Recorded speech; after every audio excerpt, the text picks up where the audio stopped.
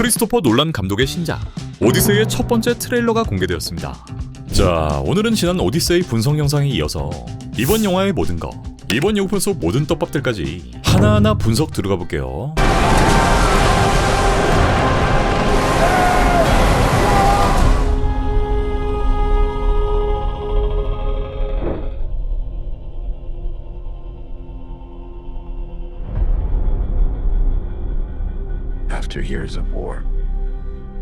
드넓은 트로이의 평원을 가로지르는 배경, 전쟁이 끝난 후 여러 그리스 병사들의 갑옷, 수많은 이름 없는 죽음의 흔적들이 모래에 파묻혀 있고 거의 공동묘지에 가까운 모습으로 영화의 강렬한 첫인상을 보여줍니다.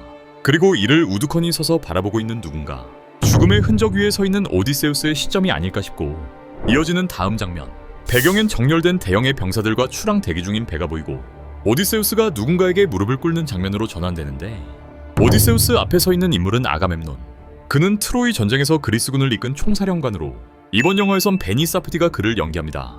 앞서 공개된 포스터에 보였던 척추 디자인의 헬멧, 팬들의 상당한 호불호가 갈렸던 아가멤논의 헬멧이 모습을 보이는데, 이는 전통적인 코린트식 헬멧을 기반으로 하지만 지나치게 높고 두꺼운 크레스트, 얼굴을 깊게 가리는 각진 마스크, 전투 효율보단 왕을 위한 상징물에 가까운 디자인을 보여주고 고대 그리스 고증과는 다른 판타지스러운 연출을 보여줍니다. 원작 속 이 둘의 사이를 간단히 설명드리면, 이 둘은 상하관계이면서도 철저히 불신과 대비로 엮인 인물로, 아가멤논은 권위와 혈통, 신의 명분과 왕의 논리를 앞세우는 인물이며, 오디세우스는 명령에 복종하되 맹목적으로 따르지 않는 현실적 판단과 생존을 중시하는 전략가로 그려집니다.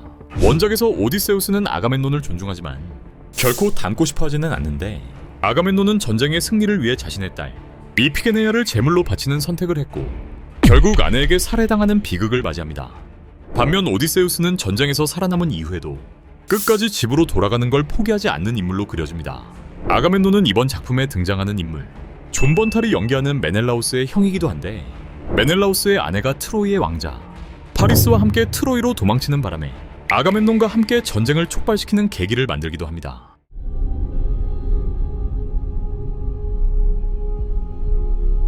No one could stand between my men.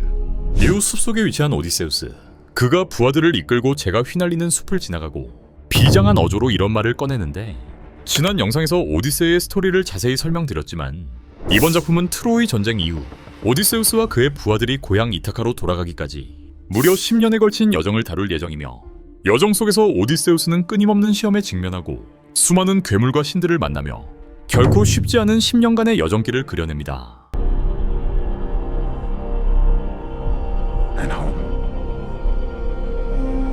이후 오디세우스의 고향인 이타카의 모습이 보이고, 톰 홀랜드가 연기하는 오디세우스의 아들 텔레마코스, 그는 해서웨이가 연기하는 어머니 페넬로페에게 아버지의 행방을 묻는 것으로 보이고, 텔레마코스는 원작처럼 여러 지역을 떠돌아다니며 아버지의 발자취를 추적하는 전개를 보여줍니다. Not even me. 망망대해 바다에 우두커니 떠있는 배, 오디세우스의 배는 마치 유랑선과 같은 모습을 보이고, 집을 향해 끊임없이 노를 젓는 병사들, 이윽고 세 척의 배는 한 섬에 도착하는데,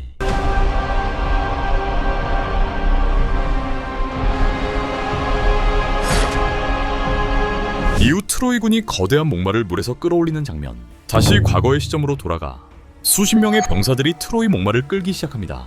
이 장면을 간략히 설명해드리면, 이는 전쟁의 결말을 뒤집은 오디세우스의 결정적 지략으로 그리스군은 겉으로는 전쟁을 포기한 것처럼 가장하고 거대한 목마 하나만 남긴 채 철수합니다. 트로이인들은 이 목마를 전리품이자 신들에게 바치는 봉헌물로 오해하고 개고생을 해가며 성 안으로 끌어들이는데, 하지만 목마 내부엔 오디세우스를 포함한 정예 병사들이 숨어 있었고, 밤이 되어 이들은 목마에서 빠져나오고 성문을 열어 잠복해 있던 그리스군을 불러들입니다.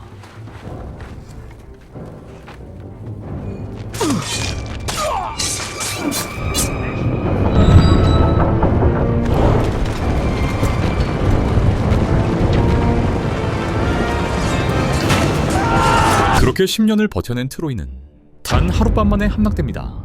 즉, 트로이 목마는 전쟁을 끝낸 영웅의 상징이자 오디세우스가 신들의 눈에 띄게 된 최초의 사건이며, 그가 바다에서 겪게 될 모든 시련의 출발점이 되기도 합니다. 오디세우스와 병사들은 숨죽인 채 목마 안에 숨어 있는데, 트로이군은 목마 안에 확인차 칼을 쑤셔넣고 운 나쁘게 여기에 찔려버리는 병사,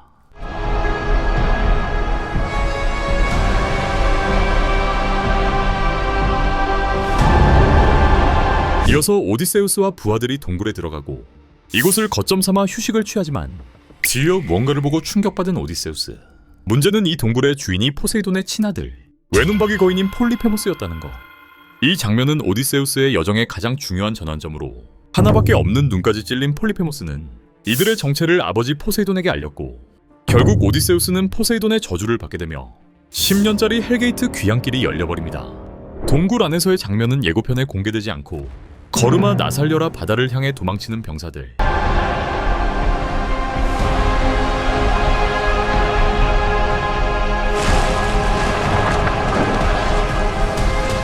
아직 상당수의 병력이 남아있는 걸 보아 귀향길의 초반부가 아닐까 예상되고 이후 어둡고 황량한 들판을 걷는 오디세우스와 부하들, 이윽고 땅에서 죽은 병사들이 일어나는 장면이 등장하는데 이 장면은 이번 작품 속 키르케를 떠난 후 맹인 예언자인 테이레시아스를 찾아가는 장면. 태양빛이 닿지 않는 저승이 아닐까 싶고 오디세우스는 저승에서 제사를 지내 죽은 자들을 깨우고 테이레시아스의 혼을 불러내 예언을 듣게 됩니다. 죽은 병사 양쪽엔 후드를 쓴 인물이 서 있는데 이게 테이레시아스일 수도 있겠죠.